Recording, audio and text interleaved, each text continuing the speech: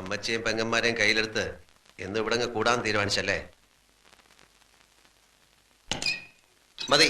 6 മാസം എന്നുള്ളത് കുറച്ച് കുറഞ്ഞാലൊന്നും കുഴപ്പമില്ല. എപ്പോ വേണമെങ്കിലും തിരിച്ചു പോകാൻ റെഡി ആയിക്കോ. അതെ, ഞാനും അത് കാത്തിരിക്കുക. പാവപ്പെട്ട കന്യാസ്ത്രീയെയും അമ്മച്ചിയെയും എന്തെല്ലാം പറഞ്ഞു വഞ്ചിക്കുന്നു. ഈ പാവത്തിനൊക്കെ എന്നോട് പൊറുക്കണമെന്ന് മാത്രമാ ഓരോ ദിവസവും ഞാൻ ദൈവത്തോട് പ്രാർത്ഥിക്കുന്നത്.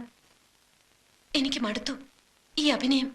അത് പല മുറികളിൽ പലരോടത്ത് അന്തി ഉറങ്ങിയിട്ടുള്ള നിനക്ക് ഒരുത്തനോടത്തുള്ള 2-3 മാസത്തെ ജീവിതം അറുപൂറായിട്ട് തോന്നും. അത് നിന്റെ വർഗത്തിൽപ്പെട്ടവളമാർക്ക് ആദ്യം തോന്നുക. സാരമാക്കണ്ട. ഈ ബുദ്ധിയും സ്മാർട്ട്നെസ്സും ഒക്കെ അന്ന് പള്ളി ശവക്കോട്ടയ്ക്ക് മുന്നിൽ കാണിച്ചിരുന്നെങ്കിൽ അപ്പന്റെ കുഴിമാടം ഇന്ന് തെമ്മാടി പറമ്പിൽ കാട് കയറി കിടക്കില്ല.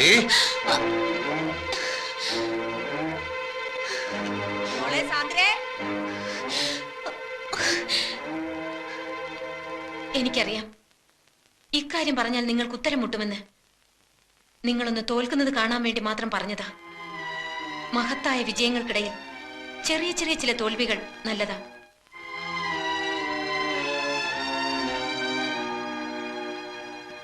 മറ്റു ചില സത്യങ്ങൾ കൂടി പറഞ്ഞാൽ സണ്ണിച്ചൻ ഒരിക്കലും ജയിക്കാൻ കഴിയാത്ത പോലെ തോൽക്കും.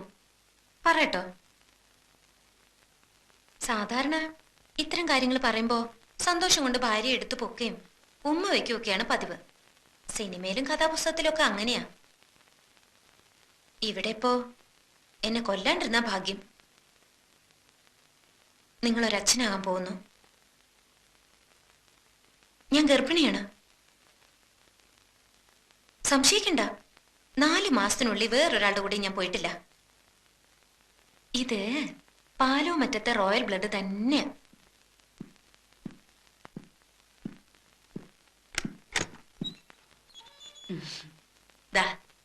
ദേ മോളെ, ഇനി പടികൾ കയറുന്നതും ഇറങ്ങുന്നതും ഒക്കെ സൂക്ഷിച്ചു വേണം. ഇനി അവന് കാപ്പിയും ചായയൊക്കെ വേണമെങ്കിൽ രമണി കൊണ്ട് കൊടുക്കും.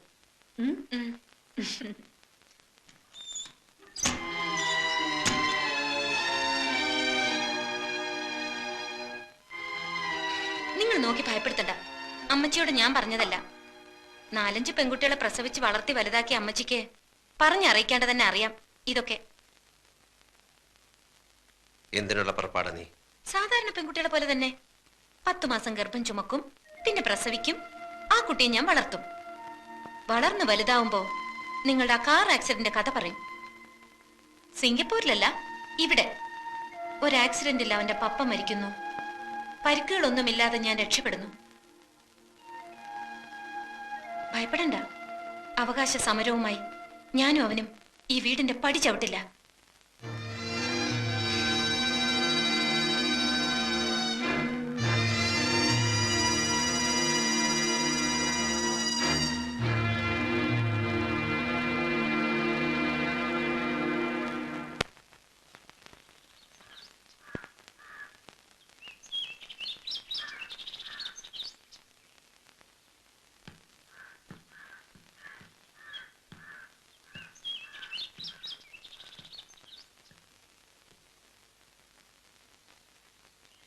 സണ്ണിച്ച, നീ ഉച്ച കഴിഞ്ഞ് വല്ലയിടത്തും പോകുന്നുണ്ടോ? സാന്ദ്രമോളെ ആ സുഷമ ഡോക്ടറെ കൊണ്ടൊന്ന് കാണിക്കണം. അവിടെ മതി. പാലായ്ക്ക് കൊണ്ടുപോയാ പിന്നീടുള്ള പോക്കുവരെ ബുദ്ധിമുട്ടാവും. ഇനി എല്ലാ മാസവും പോണല്ലോ. മോളോട് ഒരുങ്ങിക്കൊള്ളാൻ പറ. നീയും കൂടി വരുന്നെങ്കി വാ. ഞങ്ങൾ പൊയ്ക്കോളാം. അമ്മച്ചി വരണ്ട. എനിക്ക് ടൗണിൽ പോയിട്ട് കുറച്ച് കാര്യങ്ങളുണ്ട്.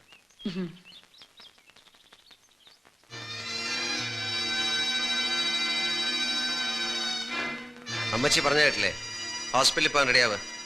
ചെക്കപ്പിന്.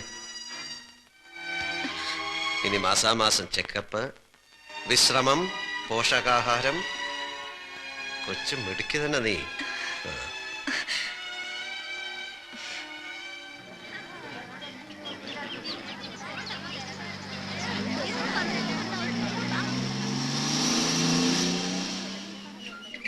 അല്ല ഡോക്ടർ, കുറച്ചുകൂടെ കഴിഞ്ഞു മതി എന്നാണ് ഞങ്ങളുടെ തീരുമാനം. ഇങ്ങനൊരു തീരുമാനം എടുത്ത് ഒത്തിരി കപ്പിൾസിനെ എനിക്കറിയാം. ആദ്യം കുട്ടികൾ ഉടനെ വേണ്ടാന്ന് പറയും. പിന്നെ അതിനു വേണ്ടിയുള്ള പരക്കം പാച്ചിലാവും, നേർച്ചയും വഴിപാടും ഒക്കെ ആയിട്ട്. മാത്രമല്ല 3.5 മാസം കഴിഞ്ഞു എന്ന് പറയുമ്പോൾ ഈ ഒരു അബോർഷൻ റിസ്ക് ആണ്. എന്തിനാ ആവശ്യമില്ലാതൊരു ടെൻഷൻ എടുത്ത് തലയെ വെക്കുന്നത്? കണ്ടോ, പുള്ളിക്കാരിക്ക് തീരെ താല്പര്യമില്ല. നിങ്ങൾ ഒന്നുകൂടെ വെറുതെ സാന്ദ്ര,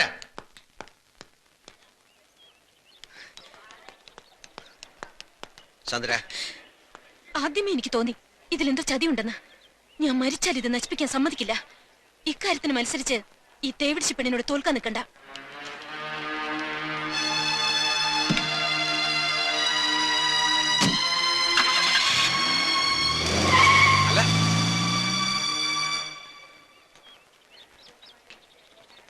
ആ നാൻസി, എന്താ ഇവിടെ?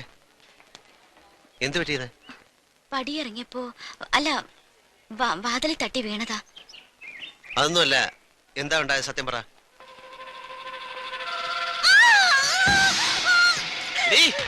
എനിക്കറിയാം നിന്റെ ഇവിടുത്തെ ചുറ്റിക്കളിയൊക്കെ. പാനോ മറ്റത്തെ സണ്ണിച്ചെന്നെ എടുത്തില്ലല്ലോ നിന്റെ ഈ പാതിവൃത്തി ഒന്നും. മിണ്ടി പോവരുത്, ചവിട്ടി കൊന്നുകളയും ഞാൻ.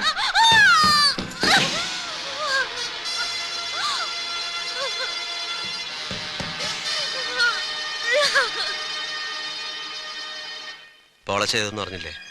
പൊളച്ചും വീട്ടിലില്ല, വെള്ളം കണ്ണിക്ക് പോയിരിക്കുക. അന്ന് സണ്ണിച്ചാന്റെ കല്യാണത്തിന് കൊയറ് പാടാൻ വന്നപ്പോ മുതൽ ഒന്നും അറിയാത്ത എന്നെ സണ്ണിച്ചാനും ചേർത്ത് ഓരോന്നൊക്കെ പറഞ്ഞുണ്ടാക്കും. അത് പറഞ്ഞ് പേടിപ്പിച്ച് നാളെ എനിക്ക് എന്തെങ്കിലും സംഭവിച്ച സത്യം അറിയാവുന്ന ആരെങ്കിലും ഉണ്ടാവണല്ലോ.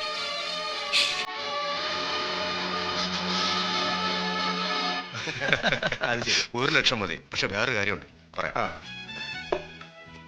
ടോമിയോട് പേഴ്സണലായിട്ടൊരു കാര്യം സംസാരിക്കാനുണ്ട്. പ്ലീസ് ഒന്ന് വന്നേ. കം.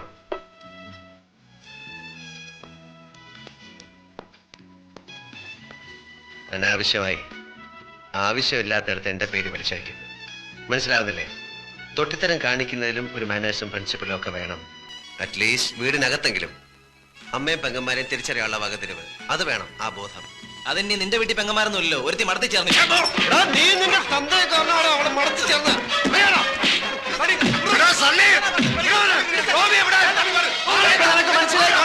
ഞാൻ എന്താ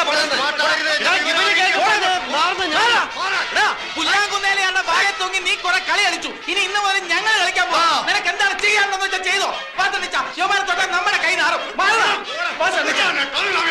എങ്ങനെയായിരുന്നു എന്റെ പെർഫോമൻസ്? കുറച്ച് നാളായിട്ട് യോമാർക്കിട്ട് ഒരു കൊട്ടു കൊടുക്കണമെന്ന് വിചാരിച്ചിരിക്കായിരുന്നു. യോമാനെ നമുക്ക് ഡീലേ സണ്ണിച്ചാ കാണിച്ചു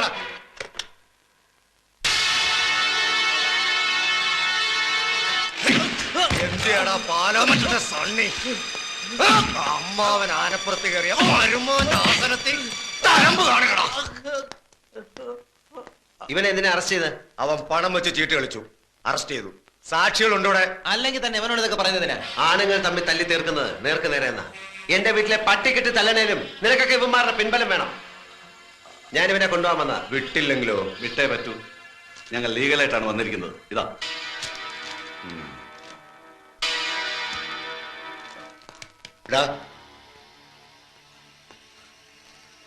ഇതേ ലോക്കപ്പിൽ നീ വീണ്ടും വരും. എന്റെ ദേഹത്ത് കാക്കിയുണ്ടെങ്കിൽ അപ്പൊ കാണാം. അന്ന് നീ തല്ലിയ ഉടുതുണിക്ക് മറുതുണിയില്ലാത്ത ദരിദ്രവാസി സണ്ണിയല്ല ഞാൻ. ഇന്നെനിക്ക് എന്തൊക്കെ ചെയ്യാൻ കഴിയുന്ന നിനക്ക് സ്വപ്നം പോലും കാണാൻ പറ്റില്ല. അതുകൊണ്ട് കാണാം.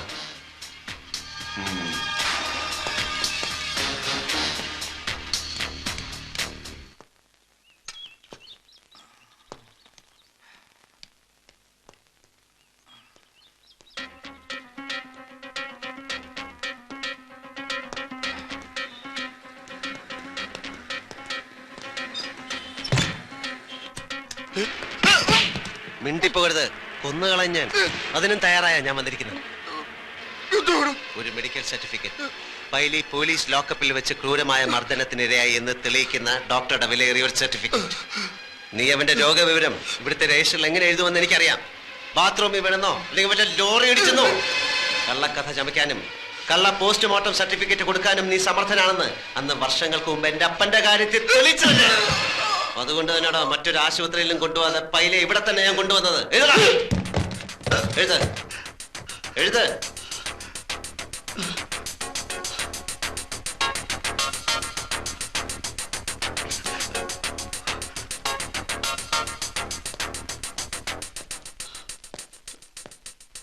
ഈ വൃത്തികെട്ട അക്ഷരത്തില് ഇനി കുറച്ചു നാൾ നീ കള്ള സർട്ടിഫിക്കറ്റ് എഴുതണ്ട. അതുകൊണ്ട് ഒരു പേരില്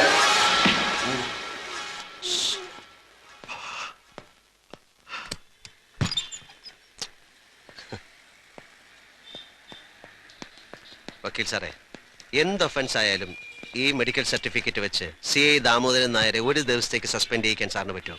നമ്മൾ ഒന്നുകൂടി പ്രിപ്പയർഡ് ആയിട്ട് മൂവ് ചെയ്താൽ ഇനി ഒരിക്കലും അയാൾ സർവീസിലേക്ക് വരാത്തുള്ള ജഡ്ജ്മെന്റ് നമുക്ക് ഒരു ദിവസമെങ്കിൽ ഒരു ദിവസം. അവന്റെ തൊപ്പിയൊന്ന് ഊരി തന്നാൽ പിന്നെ ഒരിക്കലും അവൻ സർവീസിൽ വരാത്ത കാര്യം ഞാൻ ഏറ്റു. എന്ത് വില കൊടുത്തായാലും സാർ അവനെ ഒരു ദിവസത്തേക്ക് എനിക്ക് സസ്പെൻഡ് ചെയ്യിച്ച് തരണം. ശരി. ഓക്കെ. ഓക്കെ.